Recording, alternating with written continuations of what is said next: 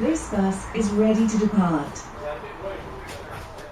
The Class 142, 143 and the 144 are a collection of 2 or 3 car oil guzzling British diesel multiple units known as Pacers, operated by some sheep in Wales and a bunch of tea drinking scrubs in the Department of Transport. The Pacers were built in the 1980s as a stopgap by British Rail, to last no more than 20 years, until they could afford some new rolling stock.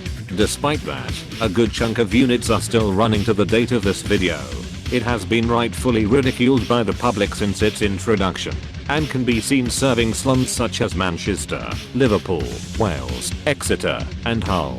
Are the trains any good at what they do? Not really, but let's find out anyway. A common criticism of the Pacers relates to their questionable origin. As mentioned earlier, money was tight in the 1980s and British Rail needed to grab a hold of some trains to use as a temporary measure for suburban diesel routes, until they could afford some actually decent rolling stock. The solution? This is a Leyland National Bus. It was used across many parts of the UK throughout the 70s and 80s. It was also cheap, and designed to be simple component-wise, so that makes it perfect to be used as a body for a train. A prototype called the Class 140 was made, and the Class 141 followed soon afterwards with an even more blatant appearance, but this is pretty much the formula for making the Pacers. I should clarify that we are only focusing on the latter 3 editions of the Pacers, because it's hard to review a prototype and the 141 ran for such a short amount of time, before sodding off to Iran of all places. Are they the only trains in the UK that were built by a bus company? Technically no, as the Class 153 was modified by Leyland as well. But just to remind you, the Pacer is a train with a bus body, a bus engine, bus seating, doors that swivel inwards like a bus, and even a 4-speed automatic gearbox when they were introduced, which also came from a bus. In other words, they are quite literally buses on rails, more than any rail bus could ever dream to be. This alone gave it a negative stigma in the eyes of the public and only fueled the north-south divide further. Whilst London was ordering a brand new rail link across the capital using dual voltage multiple units, the likes of Manchester and York were gifted with buses on rails. How thoughtful. So are there any good aspects about the Pacers? Well, yes, if I must be honest. They are quite versatile due to their compatibility with the Class 15X sprinters that were introduced later and were about as widespread. It's almost certain that a Pacer will be coupled together with one as a means of extra capacity for passengers, whether they like it or not. I also like how the engine sounds when starting up, but the brakes and flange squeal are notorious for reminding people about the efficacy of WD-40.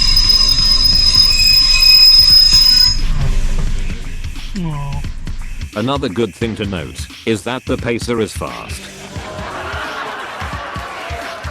Okay, I probably didn't fool any of you lot with that one. Its top speed is equal to that of other diesels at the time of 75 miles per hour, and in spite of the Pacer having the power to weight ratio of a pigeon with a 5.2 litre V10 engine, it has a pathetic acceleration rate of 0.48 meters per second squared. That's slower than the Turbostars and the Sprinters. It's even worse than my cat, and he does nothing but lounge around all day. It's a good thing that there isn't any trains out there that will replace the Pacers with even slower acceleration. No, not at all. So those were the good things. Now let's look around on board to see how bad these trains can get. I wasn't joking about the whole quote-unquote bus interiors. The seats on these northern Pacers are literally the bus seats I used to see on those old Dennis Dart buses I rode on when I was growing up. It's nostalgic, but impractical for, let's say, traveling from Oxford Road to Southport during the peak. On the plus side, they are springy and have a good amount of give. On the downside, they are springy and have a good amount of give on a train which has lackluster suspension. Keep in mind that these are the best seats the Pacers have to offer.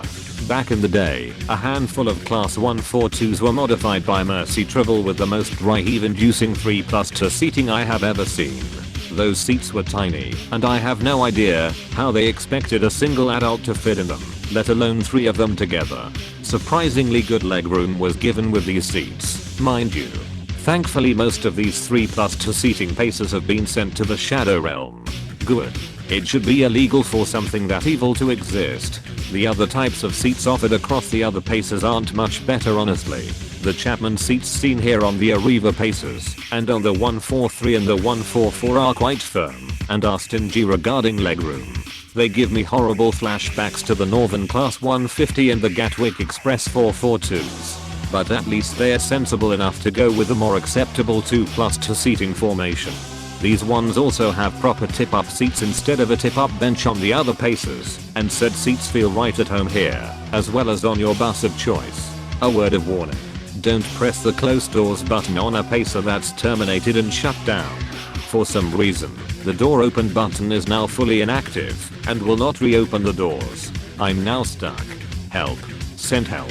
Oh goodness, please help me. I need to get out of here, please. Some of the 142s that ran in the northeastern region during the time of Northern Spirit were given a different style of 2+2 seating, though I don't know the proper name for these seats. I do like riding them over the Chapman style, at least as they aren't as firm, and that they also look cooler to me. Not like that is worth much, if I must be honest. The toilets of the Pacer are best described as a bigger joke than Chris Evans's attempt at presenting Top Gear, never mind them not being wheelchair accessible. It's just so cramped inside to move and turn around inside, especially for someone as generously sized as me. Think of it akin to the size difference of Legosi and Haru from Beastars. A fun game for us men to play, of course, would be trying to aim into the bowl whilst the train is going over a junction or just slowing down. Personal experience informs me that this is a very dangerous game indeed, but it's less dangerous than this defective Pacer. Onboard facilities are as minimal as you would expect for a train like this. No air conditioning, miserable sound insulation, and a space for wheelchairs added as an afterthought rather than in design. No interior visual displays for passengers either, with the exception of the Mercy Travel Pacers. Good thing that the Pacer has never in its entirety of its existence ran on stupidly long services, almost in spite of the suffering of the passengers. I could never see such a thing ever happening. More than twice, that is. The future of the Pacer is pretty much certain. All of them are destined to be sacrificed to the scrap god, unless already preserved in some manner, though their exact replacements differ between the respective train companies. Great Western Railway are simply going to replace their 143s with cascaded Class 15X Sprinters and the 166 Turbus that were demoted to work in Devon. No real issues there, as at the very least, the 158 and the 166 are equipped with aircon and all of them have big accessible toilets. Their better acceleration and higher top speed helps them be less of a burden on the main line sections as well. Transport for Wales plan to replace their whole fleet with cascaded Sprinters as well, but then will replace them with a bunch of Stadler Flirt Metro units which will totally not break down like Greater Anglia's ones. Oh, and apparently they'll also use some Class 769s too, but I still can't find any evidence that they exist, even after seeing one for real. In fact, the one you're seeing here is actually a group of cuttlefish. Northern are doing a combination of the two aforementioned methods. Their Pacers are being replaced by cascaded Sprinters, Turbo Stars, but also they have introduced the brand new Class 195 to be used on the same services as well. The 195s bless the north of England with luxuries such as passenger information screens, air conditioning and disabled toilets. Sorry, I mean toilet. Singular. Also 2 and 3 car formations, because we can't be too forgiving to the north now, can we? In before car 195 runs a 100-mile service because reasons. Conclusion. The Pacers are horrible trains in almost every single way.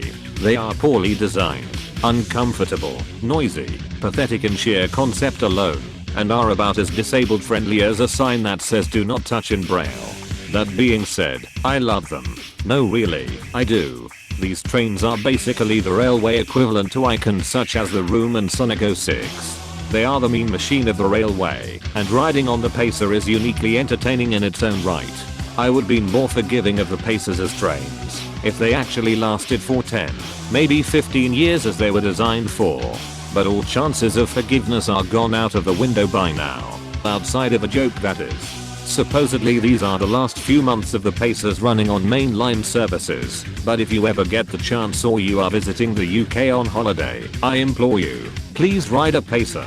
You must come over and suffer for 10 minutes what the North has had to suffer with for more than 30 years.